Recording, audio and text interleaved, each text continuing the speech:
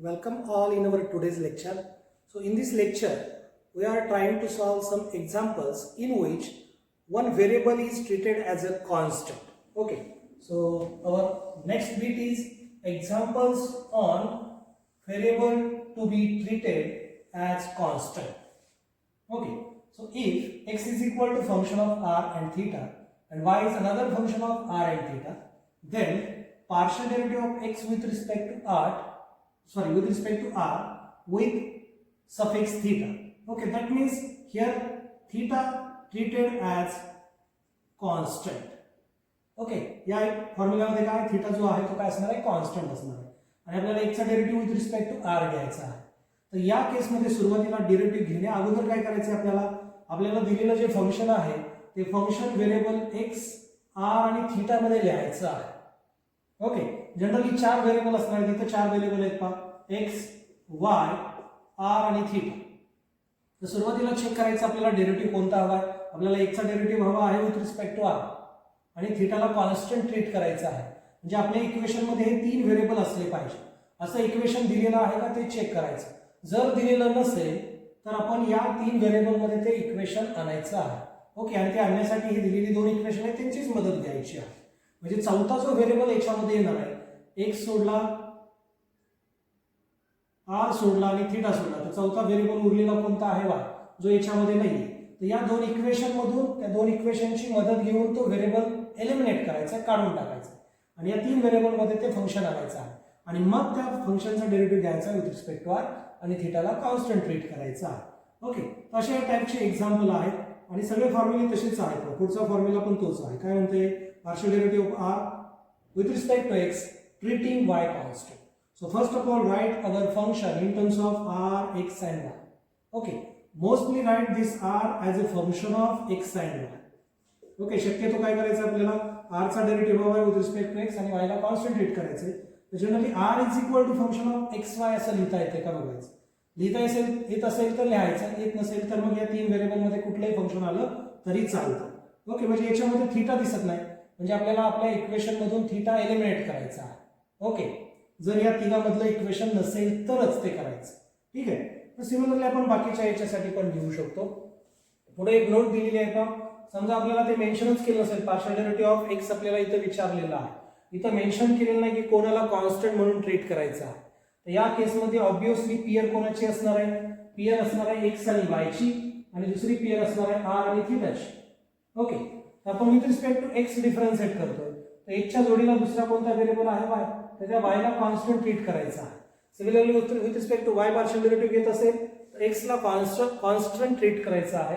With respect to r partial derivative घेत असेल तर r च्या जोडीला येणारा दुसरा व्हेरिएबल कोणता असतो, तो थीटा असतो, तर त्याला कॉन्स्टंट म्हणून ट्रीट करायचा आहे. सिमिलरली थीटाच्या रिस्पेक्टिव्ह डेरिव्हेटिव्ह घेत असेल तर थीटाच्या जोडीला येणारा दुसरा व्हेरिएबल आहे r, त्याला कॉन्स्टंट ट्रीट करायचा आहे. जर मेन्शन केलं नसेल तर हे आपण या पद्धतीने घेऊ शकतो. ओके, तसे फॉर्म्युले आहेत, हे अप्लाय केल्यानंतर तुम्हाला एक्झाम्पल मध्ये इझिली ते लक्षात येईल. व्यवस्थित बघू. Our first example on variable to be treated as constant is, we have given u as a function of x and y and v as a function of x and y. u आणि v x आणि y चे function दिलेले आहेत. So first of all right this given function, दिलेली function लिहिली.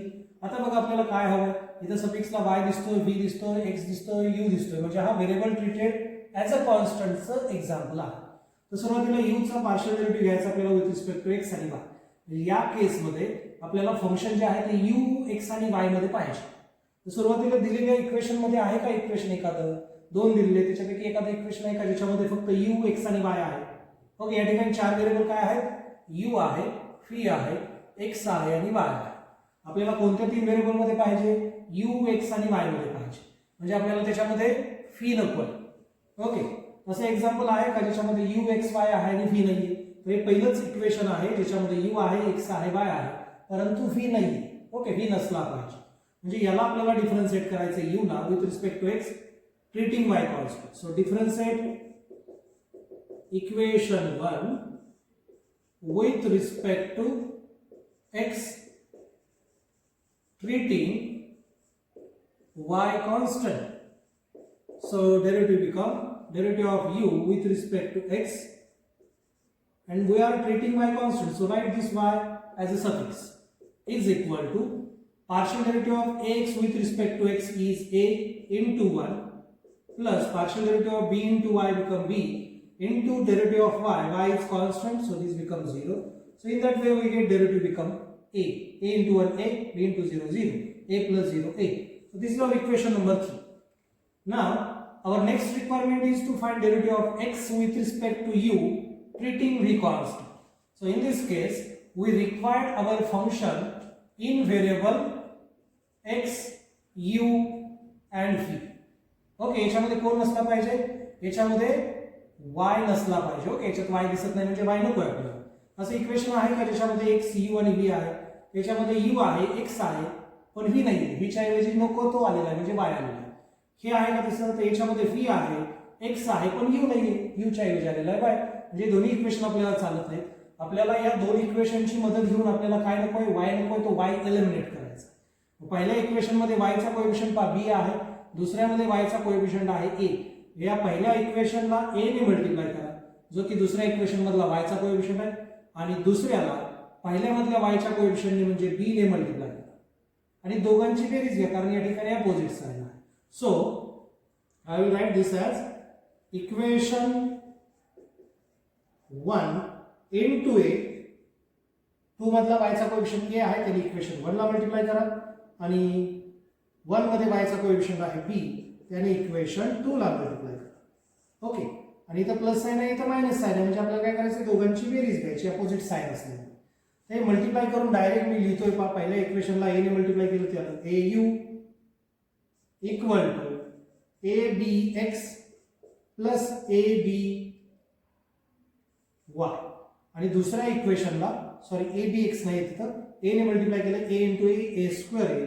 दुसऱ्या इक्वेशनला आपण multiply करतोय b ने, so b into b become bv is equal to b into x become b square x minus b into ay become aby, and now addition of these two function become au plus bv is equal to a square x plus b square y. हे दोघं cancel होतील, sorry b square x पाहिजे इथं, b square x आहे आणि दोघं cancel होतील. आता या दोघांमध्ये पण x आहे तो मी कॉमन घेतो आणि मग आपलं इक्वेशन येईल पहा au plus bv is equal to in bracket a square plus b square into x. Take x common. या पद्धतीने आपलं इक्वेशन जे आहे या तीन व्हेरिएबल मध्ये आले x, u आणि v. ओके, आणि x as a function of u v आलेलं आहे आपल्याला. ओके, x हे u आणि v चं फंक्शन आहे. So differentiate this, differentiate with respect to, कोणाच्या रिस्पेक्टिव्ह आपल्याला डेरिव्हेटिव्ह घ्यायचा u च्या.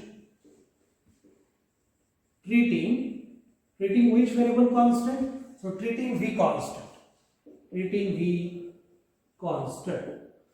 so derivative of au with respect to u, a into u चा derivative with respect to u येणार आहे वर, प्लस b आहे तसा v चा derivative with respect to u, पण v हा कॉन्स्टंट आहे, कॉन्स्टंट चा derivative 0 is equal to हे constant a square plus b square multiply आहे as it is, derivative of x with respect to u is day by x by day by u, and we are treating phi as a constant because x is a function of u and v. x हा dependent variable आहे जो की u आणि v वरती depend आहे आणि याच्यामध्ये आपण v ला कॉन्स्टंट ट्रीट केलेला आहे. So in that way we get this become a is equal to a square plus b square into day by x by day by u, treating v constant. So finally we get a upon a square plus b square is equal to day by x by day by u, treating v constant, and now this is our equation number 4. Okay, या पद्धतीने second derivative पण आपण मिळवलेला आहे. Now find third derivative. In third derivative we required equation in variable y, phi and x. Okay, म्हणजे याच्यात कोण आलेला आहे, u आलेला आहे. u नसणारे इक्वेशन आहे का ज्याच्यामध्ये y असेल, x असेल, v असेल, तर ते इक्वेशन आहे equation 2. So differentiate equation 2 with respect to v treating x constant. So differentiate equation 1 with respect to phi, आपल्याला हे पाहिजे म्हणजे with respect to v derivative घ्यायचा आहे, treating कोणता व्हेरिएबल ट्रीट करायचा आहे, कॉन्स्टंट, तर x, treating x constant So after differentiating equation number 2, equation 2, not 1. So derivative of phi with respect to v is 1 is equal to derivative of vx. या ठिकाणी x ला constant treat करतोय. So b into derivative of constant is 0. Okay, b into derivative of x is constant, so derivative becomes 0. Minus a into derivative of y, but y is a function of x and v. So derivative of y become deva y by deva v with respect to v and treating x constant. So shift this minus a toward left side. So we get minus 1 upon a is equal to deva y by deva v treating x constant. And now this is our equation number 5. Okay, equation 5 झालंय बघ. या ठिकाणी आपण एक equation मिळवलेलं आहे डेरिव्हेटिव्हचं. Okay, या ठिकाणी एक व्हॅल्यू मिळालेली आपल्याला, या ठिकाणी दुसरी व्हॅल्यू मिळालेली आहे आणि या ठिकाणी ही तिसरी व्हॅल्यू मिळालेली आहे. आता चौथी व्हॅल्यू, चौथ्या व्हॅल्यूसाठी कोणाचा डेरिव्हेटिव्ह कोणाच्या रिस्पेक्टिव्ह पाहिजे. So here we require derivative of phi with respect to y and treat u as a constant. म्हणजे या केस मध्ये आपल्याला फंक्शन पाहिजे v as a function of y and u. या ठिकाणी x नको. ओके, x नकोय आपल्याला. So is there any equation containing phi y and u only. So या इक्वेशन मध्ये पहा v आहे, सॉरी v नाही, म्हणजे याचा विषय करूया. याच्यात v आहे पण u नाही, म्हणजे हा पण येणार नाही. आपल्याला या दोनची मदत घेऊन ते इक्वेशन तयार करावं लागेल. आपल्याला x एलिमिनेट करावं लागेल. तर x एलिमिनेट करण्यासाठी पहिल्या इक्वेशन मध्ये x चा कोएफिशिएंट आहे a, त्याने इक्वेशन 2 ला मल्टिप्लाय करा. 2 मध्ये x चा कोएफिशिएंट आहे b, त्याने 2 मध्ये b कोएफिशिएंट आहे, त्याने इक्वेशन 1 ला मल्टिप्लाय करा. आणि 1 मध्ये x चा कोएफिशिएंट आहे a, त्याने इक्वेशन 2 ला मल्टिप्लाय करा. आणि दोन्ही इक्वेशनचं साइन सेम आहे, त्याच्यामुळे वजाबाकी घ्यावी. So we get b into equation 1. So we get bu is equal to abx plus b square y, and in second equation by multiplying a we get ab is equal to abx plus a square y. And now take subtraction of these two equations. So this become bu minus ab is equal to, this becomes 0 and this is a square plus b square into y. Okay, या दोघांमध्ये दोघांची वजाबाकी आहे. Sorry, तर subtraction, sorry, this is minus sign and due to changing sign we get plus. Okay, इथं minus आहे आणि वजा केल्यामुळे मायनसचं प्लस झालं. So this there is a plus sign आणि या दोघांमध्ये y तो कॉमन घेतो. So in that way we get value become bu minus av is equal to a square plus b square into y. I will write this addition as it is. Addition of these two terms is 0 plus b square y plus a square y. Okay, and now differentiate this equation with respect to y, treating u constant. So differentiate with respect to y, treating x constant. So we get पहिली term आहे bu, याचा derivative आपण घेतोय with respect to y. So b as it is, derivative of u is डेवा u by डेवा y. तर या ठिकाणी u हा व्हेरिएबल आहे आणि कॉन्स्टंट x ला ट्रीट करतोय. Okay, that's for our requirement. Sorry, काहीतरी चुकलंय पहा. Partial derivative of u with respect to y पाहिजे आणि u ला कॉन्स्टंट ट्रीट करायचा आहे. Okay, so differentiate with respect to y, treating u constant. So here u is constant. So derivative of du is 0 because u is constant. Minus a as it is. Phi constant है यानी y चा respective derivative घेतोय. So we get deva v by deva y, and we are treating u as a constant is equal to a square plus b square constant as it is into derivative of y with respect to y is 1. So in that way we get partial derivative of phi with respect to y, treating u constant is equal to minus a square plus b square divided by a. And now this is our equation number 6. So in that way we get all derivatives. And now from equation 3, 4, 5 and 6 we get this required thing, partial derivative of u with respect to x, treating y constant into partial derivative of x with respect to u treating phi constant into partial derivative of y with respect to v treating x constant into partial derivative of phi with respect to y treating u constant equal to, just replace value from this equation. So first value is a into second value become minus plus a upon a square plus b square.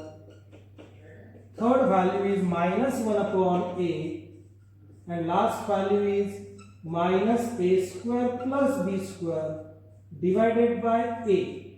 And now after simplification, this a will get cancelled, this a will get cancelled, and now this a square plus b square and this a square plus b square will get cancelled. What is remaining? Minus 1 into minus 1 is remaining. Minus 1 into minus 1 become plus 1. So our final answer is plus 1. So value of this equation we get become 1. Okay, या पद्धतीने अगदी easily आपण हे example solve करू शकतो. एकदा व्यवस्थित बघून घेऊ.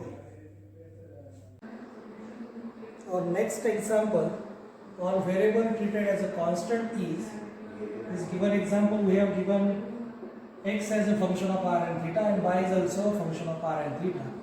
So given x is equal to r divided by 2 into bracket e raised to theta plus e raised to minus theta. This is our equation number 1. And y is equal to r divided by 2 into bracket e raised to theta minus e raised to minus theta. So this is our equation number 2. So as per our requirement, we will require partial derivative of x with respect to r treating theta constant and derivative of r with respect to x treating y constant. तर या पहिल्या केसमध्ये आपल्याला आपलं जे function आहे ते function आहे x as a function of r and theta, and for second derivative we require r as a function of x and y. Okay, तर या दोन्हीपैकी कोणता आपल्याकडे अवेलेबल आहे ते बघायचं. x as a function of r and theta आहे का? x इक्वल टू दिलेला आहे, r दिलेला आहे, थीटाचा आहे, म्हणजे पहिलं इक्वेशन पहिल्या डेरिव्हेटिव्ह साठी सफिशियंट आहे. So differentiate equation 1 with respect to r treating which variable constant? Treating theta constant.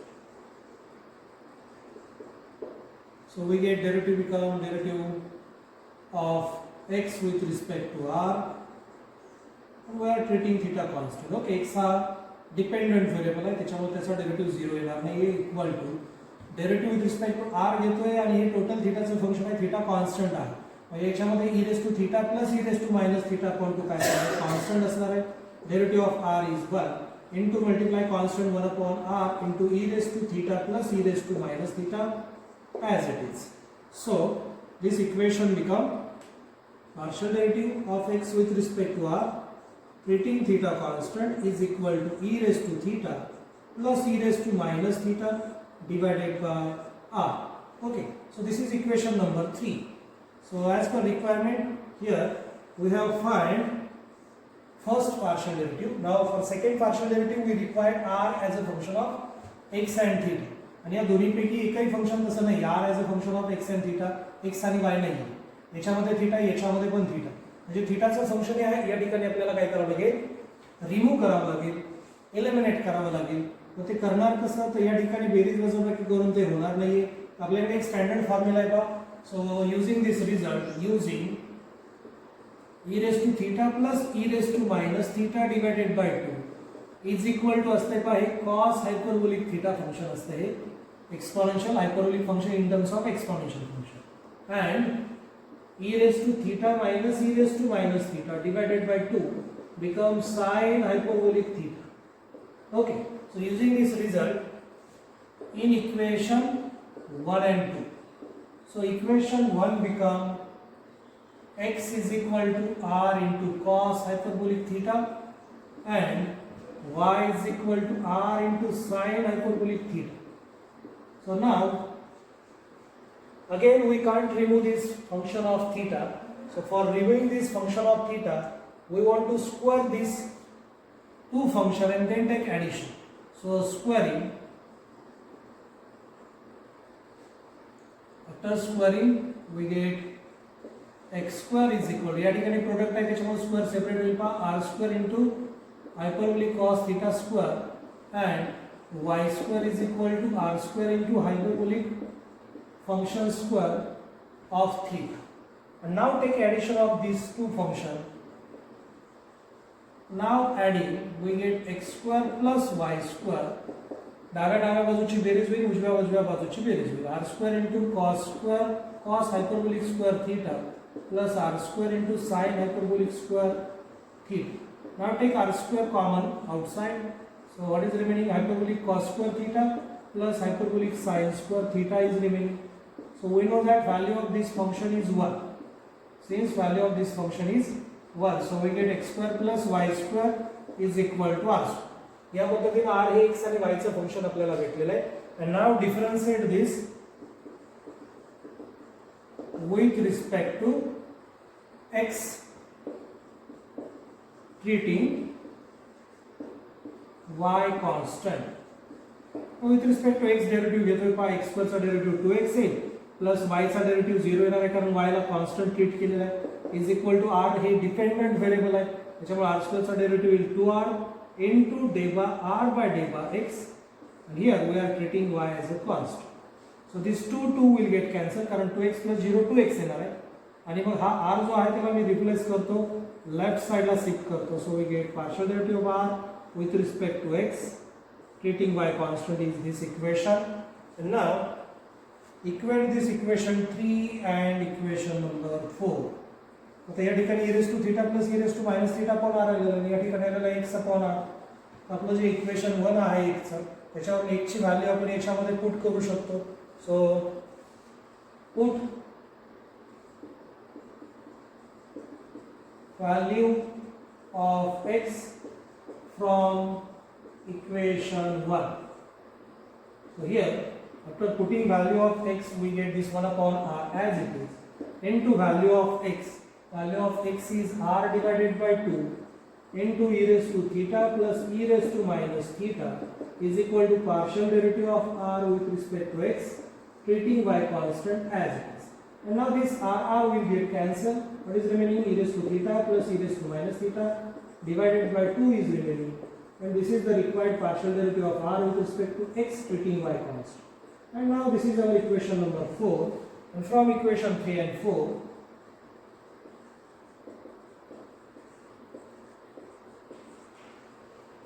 दोन्हीमध्ये या तिसऱ्या इक्वेशनची उजवी बाजू आणि चौथ्याची डावी बाजू सेम आहे म्हणजे remaining side are also same. So therefore डेबा x by डेबा r treating theta constant is equal to डेबा r by डेबा x treating y constant.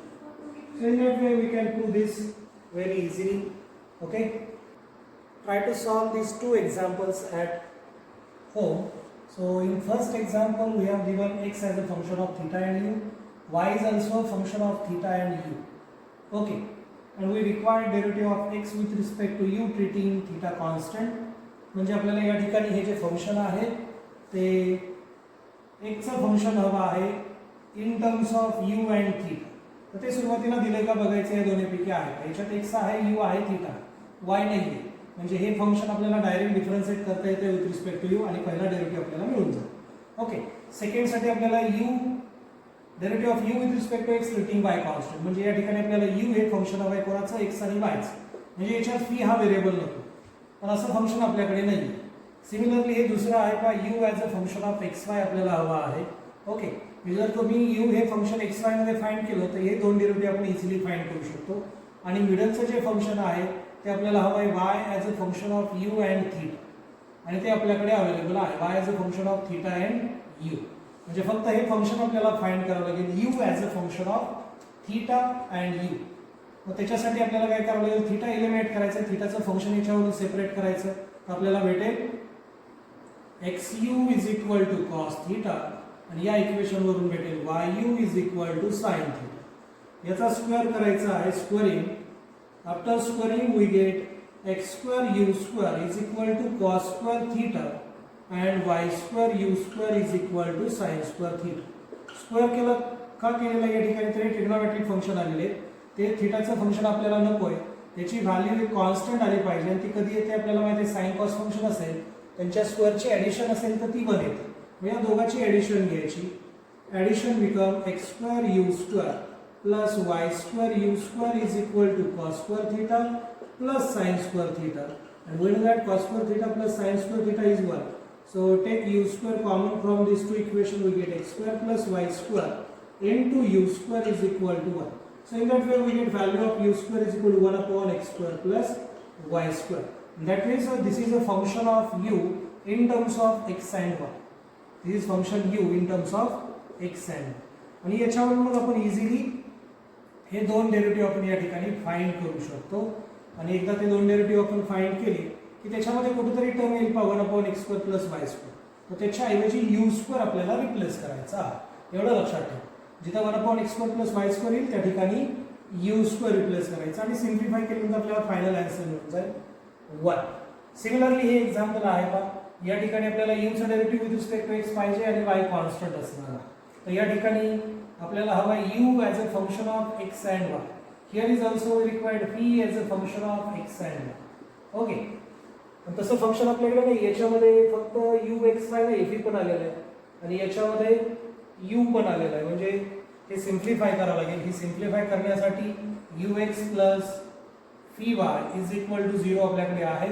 दुसऱ्या इक्वेशन मध्ये क्रॉस मल्टिप्लिकेशन यूज करा. y ने इकडे मल्टिप्लाय करा, x ने इकडे वरती मल्टिप्लाय करा आणि मग आपल्याला भेटून जाईल ते uy plus vx divided by xy is equal to 1. So we get uy plus vx is equal to xy. Okay. हे असेल आपलं इक्वेशन 1 आणि हे असणार आहे इक्वेशन नंबर 2. आता आपल्याला u in terms of xy हवा आहे म्हणजे v एलिमिनेट करायचं आहे. तर इक्वेशन 1 मध्ये v चा कोएफिशिएंट आहे y आणि इक्वेशन 2 मध्ये v चा कोएफिशिएंट आहे x.